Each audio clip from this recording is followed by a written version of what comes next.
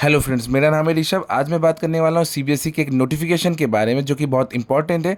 अगर आप या आपका छोटा भाई या बहन क्लास 10 2026 में बोर्ड एग्जामिनेशन देने वाले हैं फॉर क्लास 10, तो ये वीडियो आपके लिए है। सीबीएसई ने 2 बोर्ड एग्जामिनेशन की पॉलिसी शुरू की है। चलिए इस सर्कुलर में हर एक पॉइंट को जल्द से जल्द समझते हैं, तो वीडियो को एंड तक देखिएगा ताकि कोई भी कन्फ्यूजन ना रहे। इनकेस आपके डाउट्स है तो आप डायरेक्टली कमेंट्स बॉक्स के थ्रू या ईमेल के थ्रू मुझे कॉन्टैक्ट कर सकते हैं। तो चलिए शुरू करते हैं। जैसा कि आप स्क्रीन पे देख पा रहे होंगे, हम बात करने वाले बैकग्राउंड के बारे में। सबसे पहले तो ये policy national education policy NEP 2020 के निर्देशों पर आधारित है। मेन रीज़न की बात की जाए तो बोर्ड एग्जामिनेशन के हाई स्टेक्स प्रेशर को कम करना है। स्टूडेंट्स को एक साल में 2 बार बोर्ड एग्जाम देने की अनुमति होगी। ठीक है, एक मेन एग्जामिनेशन होगा और दूसरा इम्प्रूवमेंट के लिए अगर आप चाहें तो।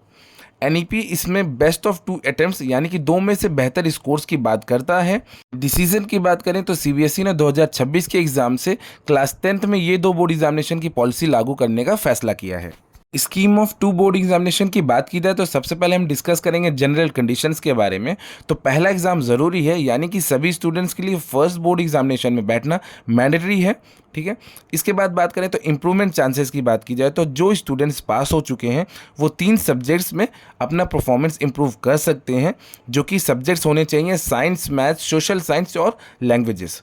एसेंशियल रिपीट की बात की जाए तो अगर कोई स्टूडेंट्स पहले एग्जाम में 3 या उससे ज़्यादा सब्जेक्ट्स में एब्सेंट रहता है तो वो दूसरा एग्ज़ाम नहीं दे सकता है। उन्हें एसेंशियल रिपीट कैटेगरी में डाल दिया जाएगा और अगले साल ही एग्ज़ाम दे पाएंगे। कंपार्टमेंट की बात की जाए तो पहले एग्ज़ाम में कंपार्टमेंट आने पर स्टूडेंट्स को सेकेंड एग्ज़ाम में कंपार्टमेंट कैटेगरी के तहत बैठ सकते हैं। अब हम बात करेंगे शेड्यूल के बारे में। तो जो फर्स्ट एग्जामिनेशन होगा यानी कि जो मेन एग्ज़ाम होगा ये मिड फरवरी से शुरू होंगे जैसे अभी होता है, और सेकेंड एग्जामिनेशन की बात की जो कि इम्प्रूवमेंट कैटेगरी रहेगा ये मई के महीने में स्टार्ट होंगे।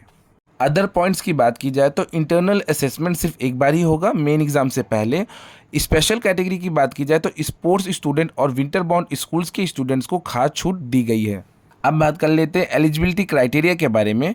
तो फर्स्ट एग्जामिनेशन के लिए क्लास 10 के fresh students, second chance compartment, essential repeat और इम्प्रूवमेंट वाले स्टूडेंट्स बैठ सकते हैं। सेकेंड एग्जामिनेशन के लिए इम्प्रूवमेंट के लिए 3 मेन सब्जेक्ट्स तक फर्स्ट या थर्ड चांस कंपार्टमेंट और कंपार्टमेंट प्लस इम्प्रूवमेंट वाले स्टूडेंट्स बैठ सकते हैं। सिलेबस की बात की जाए तो दोनों एग्जाम्स पूरे सिलेबस पर ही आधारित होंगे। स्कीम ऑफ स्टडीज़ और स्कीम ऑफ एग्जामिनेशन सेम रहेगा।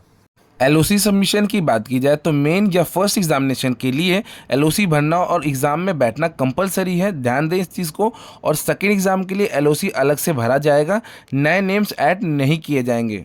अगर आपने हमारे वीडियो यहाँ तक देख लिया है और आप चैनल पर फर्स्ट टाइम आए, चैनल को सब्सक्राइब नहीं किया है तो please like and subscribe to my channel ताकि हम फर्दर भी ऐसे कंटेंट्स ला सकें।